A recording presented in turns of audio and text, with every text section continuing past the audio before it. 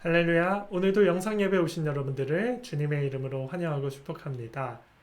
오늘은 우리가 볼 말씀은 신명기 31장 12절 말씀입니다. 신명기 31장 12절 말씀을 제가 읽어드리겠습니다. 곧 백성의 남녀와 어린이와 내 성읍 안에 거류하는 타국인을 모으고 그들에게 듣고 배우고 내 하나님 여호와를 경외하며 이 율법의 모든 말씀을 지켜 행하게 하고. 아멘. 네, 오늘은 어린이날입니다. 어린이는요, 우리 나라의 미래입니다. 또 어린이는 우리 교회의 미래이기도 합니다. 저와 여러분이 어린이를 잘 양육시켜서 미래로 내보내는 연결점의 역할을 하셔야 됩니다. 어린이날의 유래를 살펴보니까요, 방정환 선생님이 3.1운동 이후에 일본 유학생들과 함께 모인 색동회라는 조직회에서 어린이날을 지정하게 되었습니다. 처음 지정했을 때는 5월 1일로 지정했습니다. 시간이 지나서 4년 뒤에 어린이날을 5월 첫째 주 주일로 다시 제정하게 됩니다. 그 이후에 일제의 탄압이 너무나 심해서 어린이날이 지켜지지 못했다가 광복 해방 이후에 어린이날이 5월 5일로 다시 제정되게 되었습니다. 이렇게 5월 5일을 국가의 날로 지정했다는 것은 어린이날이 얼마나 중요한지, 또 어린이가 얼마나 중요한지에 대해서 가리키고 있는 것이 아니겠습니까?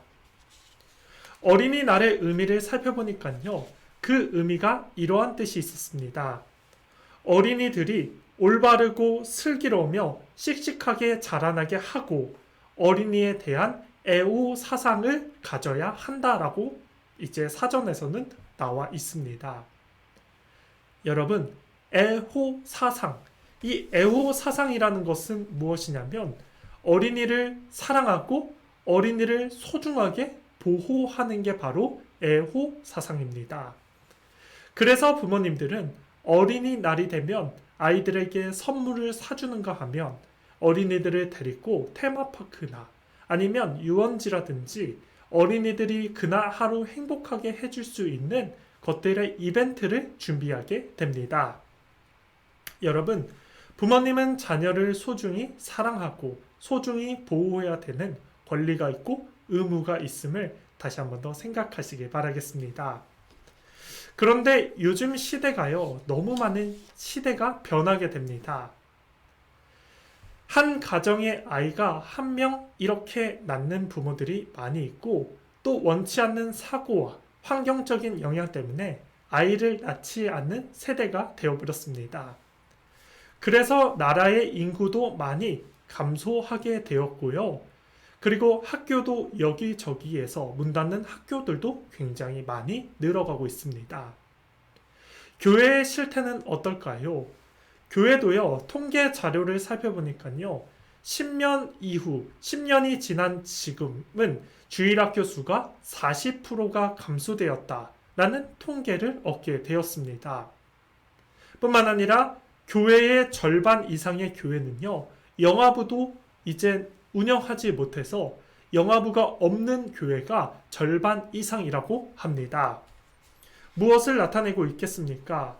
여러분, 우리가요, 아이들을 소중히 해야 되고 아이들을 잘 양육하고 훈련시키고 보호해야 될 책임을 더욱더 가지셔야 됩니다. 그러한 의미에서 우리가요, 이 심각성을 보면서 오늘 말씀을 보면요, 이 심각한 시대 속에서 우리가 어떻게 자녀들을 잘 양육시켜서 그들을 신앙 교육까지 시키고 또 교회 공동체까지 이끌 수 있는지에 대해서 본문은 가리키고 있습니다. 신명기 31장 12절 말씀 보니까 이렇게 기록합니다. 곧 백성의 남녀와 어린이와 내 성읍 안에 거류하는 타국인을 모으고 그들에게 듣고 배우고 내 하나님 여호와를 경외하며 이 율법의 모든 말씀을 지켜 행하게 하고. 여러분, 백성과 남녀와 타국인, 어린이들은 다 하나님의 말씀을 같이 공유하고 들을 수 있음을 가리키고 있습니다. 그래서 오늘 우리가요, 첫 번째로 본문을 통해서 살펴볼 것은 바로 하나님의 말씀을 듣고 배우고 경외할 수 있도록 하는 것입니다. 본문의 말씀을 보니까요, 듣는 대상이 남녀 그리고 어린이, 타국인입니다. 어린이도 충분히 말씀 가운데 은혜를 받을 수 있다라는 말과 똑같고요. 그리고 어린이들도 예배의 자리에 나올 수 있음을 지금 말씀에서 가리키고 있습니다. 하지만 성인과 비교하면 어린이들은요, 집중력도 많이 떨어집니다. 그뿐만이 아니라 어린이들은 많이 부족합니다. 그래서 하나님의 말씀을 듣게끔 나오게 하는 이 자리 속에서 부모님이 아이들을 잘 가리키고 지도해야 됩니다. 여러분, 부모님이 먼저 하나님의 말씀을 듣는 모습을 아이들에게 가리키고 내비치셔야 됩니다. 이것이 바로요, 선행학습, 이렇게 말을 하는데요. 선행학습이라고 하는 것은 정규 과정보다 미리 그 교육을 가리키는 것, 그것이 바로 선행학습입니다. 선행학습은요, 우리가 의식하면서 아이들에게 계속해서 신앙을 흘리셔야 됩니다.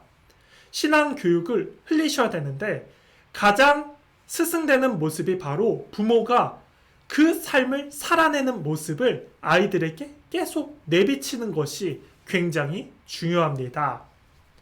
아이들에게 주님의 말씀을 경청하는 모습, 예배의 태도, 예배를 사모하는 모습, 예배를 훈련하는 모습을 먼저 부모님들이 살아내시면서 아이들에게 가리키고 교육하고 훈련시키셔야 됩니다. 저는 이러한 관점에서 보면 어떻게 하면 전도의 모습은 바로 가정에서부터 시작한다는 것을 발견하게 되었습니다. 여러분, 지금 시대는 전도하기 진짜 어렵습니다. 그러나 우리가요, 그 전도를요, 바깥으로만 돌리지 마시고 전도의 모습을 안에, 내 가정, 내 자녀들부터 시작하는 것이 어떻겠습니까? 자녀가 전도 대상자라면요, 그 부모님은요, 더욱더 깨어가지고 더욱더 의식하며 살아갈 것입니다. 복음을 전하기 위해서 힘쓰시고 삶의 은혜가 흘러가기 위해서 먼저 말씀 보고 기도하고 큐티하고 경건 서적 보면서 이러한 신앙의 모습을 계속해서 자녀들에게 내비치는 전도자의 모습으로 사셔야 됩니다. 여러분, 자녀는 부모의 거울이라고 말을 했습니다. 자녀는요, 부모님의 영향을 가장 크게 받습니다. 뿐만 아니라 자녀는요, 부모의 모습을요, 다 지켜보고 있습니다. 그리고 따라합니다. 그러니 여러분이요, 의식하면서 계속 하나님의 말씀을 살아내는 모습을 자녀들에게 흘리시길 바랍니다. 오늘 말씀을요, 보면요, 듣고라는 단어가 나오는데요. 이거는 단순히 경청하는 것으로 끝나는 것이 아닙니다. 다른 의미로 이 듣고는요, 순종하다라는 의미도 있습니다. 가정에서 우리가요, 자꾸만 하나님의 말씀에 대해서 순종하는 모습을 자녀들에게 보이시길 바랍니다. 그래서 자녀들에게 그 모습 가운데 살아가는 모습을 흘리시면서 자녀도 부모님과 같이 살 수 있도록 여러분들이 잘 지도해 주시길 바라겠습니다. 가끔 신앙 상담을 하다 보면요, 안타까운 모습에 어렸을 때 자녀들이 주일학교에 잘 나왔는데 지금은 나오지 않는다라는 상담을 들을 때가 너무 많이 있습니다. 그 상담을 들을 때마다 한 번도 이렇게는 얘기하지 않았지만 속으로 그럼 부모님, 자녀에게 집에서 신앙 교육을 시켰었습니까? 라고 물어보고 싶을 마음이 목구멍까지 차오르지만 한 번도 그런 적이 없습니다. 왜냐하면 결과는 뻔하기 때문이었습니다. 여러분, 아무리 유능한 사역자라도요, 자녀가요, 시간이 지나서 교회를 떠난 이 자녀를 교회 안으로 데려오고 은혜 안으로 데려오기에는 한계가 있습니다. 가정에서 부모님들이 그 모습을 살아가는 모습으로 먼저 도와주시고 훈련시키시면 사역자들은 더 빨리 그 자녀를 은혜 안으로 데려올 수 있습니다. 도와주시기 바랍니다. 그래서 우리가 자녀들에게 정말 신앙의 모습으로서 살아가는 모습을 내비치고 훈련하고 보여주심으로써 가정이 전도지라는 사실을 기억하며 우리가 먼저 자녀들에게 전도하고 주의 은혜의 모습을 살아가는 모습을 사는 모습을 내비치시는 여러분의 삶이 되기를 간절히 축복하겠습니다. 아멘. 두 번째는요, 말씀을 지킬 수 있도록 계속 옆에서 가이드 해줘야 됩니다. 12절 말씀에 보니까 이렇게 기록합니다. 이 율법의 모든 말씀을 지켜 행하게 하고. 아멘. 여러분, 선행학습으로 아이들에게 지키게 했다면 이제는 그 아이들이 그 말씀대로 살 수 있도록 부모가 옆에서 가이드 해줘야 됩니다. 가이드라는 말을요, 사전적인 의미를 찾아보니까요, 가이드는 관광의 따위를 안내하는 사람, 그러니까 쉽게 말하면 관광지에서 안내해주는 역할을 하는 사람이 바로 가이드입니다. 우리가 자녀들은 살아갈 때 자녀의 인생 속에서 자꾸만 신앙으로서 우리가요, 바른 길을 지도하도록 우리가 가이드 역할을 해줘야 됩니다. 아이들은요, 특별히 자녀들은 생각이 좁습니다. 자신의 경험한 것이 작기 때문에 선택을 했을 때 친구를 의지한다든지 환경을 의지한다든지 자신이 원하는 대로 선택하는 모습이 너무 많이 있습니다. 그러나 부모님은 그 자녀들의 인생의 배로 살았기 때문에 자녀가 선택하는 것만 보면 자녀가 잘못된 길을 가고 있구나, 자녀가 이러한 실수를 하는구나 라고서 덴번 잡아줄 수 있는 사람 역시도 부모님입니다. 저희 부모님 역시도요, 크고 작은 문제 가운데서 저에게 조언을 해주고 제가 그 조언대로 했을 때에 실수를 덜하는 모습을 삶 속에서 많이 느끼고 경험하게 됩니다. 여러분, 물론 과도하게 내 입장과 내 기준으로 자녀를 끌라고 하면 문제가 생길 수밖에 없습니다. 그러나 신앙 안에서 우리가 차근히 아이들에게 신앙 교육을 가이드 시켜주시는 것이 어떻겠습니까? 말씀을 읽어라 라고 하는 것이 아니라 먼저 읽는 모습, 같이 본문을 정해서 읽는 모습으로서 가이드를 해주시고, 기도해라 라고 끝나는 것이 아니라 기도 제목을 이제 듣고 이제 그 기도 제목으로 기도하고 나중에 그 기도를 했는데 어떻게 됐니? 엄마 아빠가 새벽마다 기도했는데 어떻니? 라고서 자꾸만 관심을 보여주면서 같이 신앙 안에서 뛰는 역할을 해주면 어떻겠습니까? 아이의 인생은요, 많이 뒤바뀌게 될 것입니다. 우리가요, 이러한 관점을 가지고 아이들과 함께 살아내면서 가이드 해주시기 바랍니다. 육적인 모습으로서 건강하게 키우는 것 중요합니다. 그러나 신앙인들이 조금 더 힘든 모습, 부모로서 살아갈 때 조금 더 힘든 모습은 아이들을 영적으로 이끄는 사명까지 있기 때문에 더 우리는 힘든 사명을 감당합니다.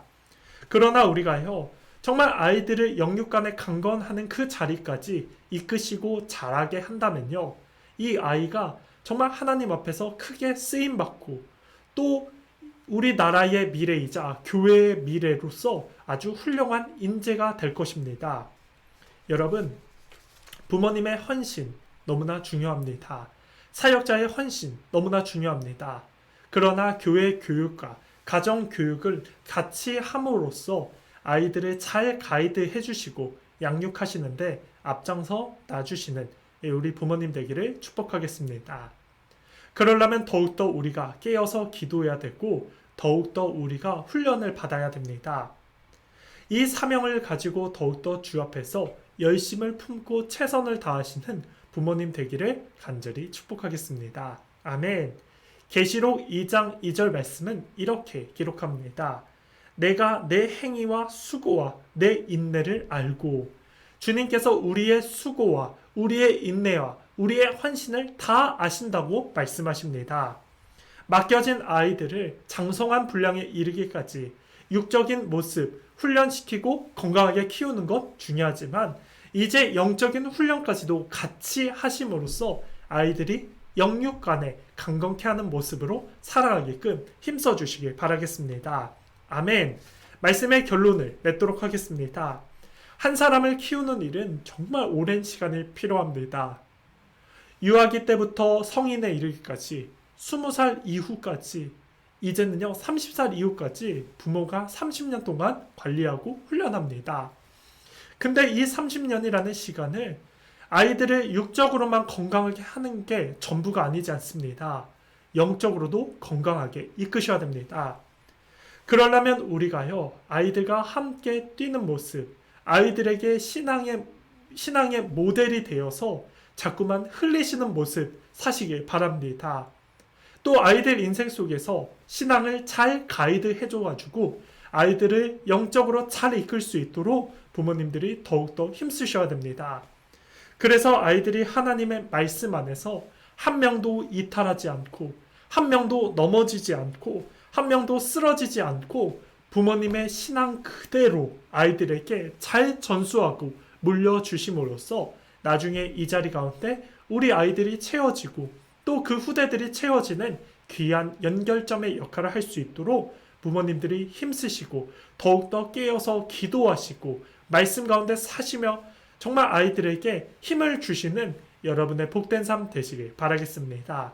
이러한 간절한 심령 가지고 오늘도 기도하시고 말씀 가운데 승리하시는 저와 여러분의 복된 삶 다 되기를 예수님의 이름으로 축복하겠습니다. 아멘.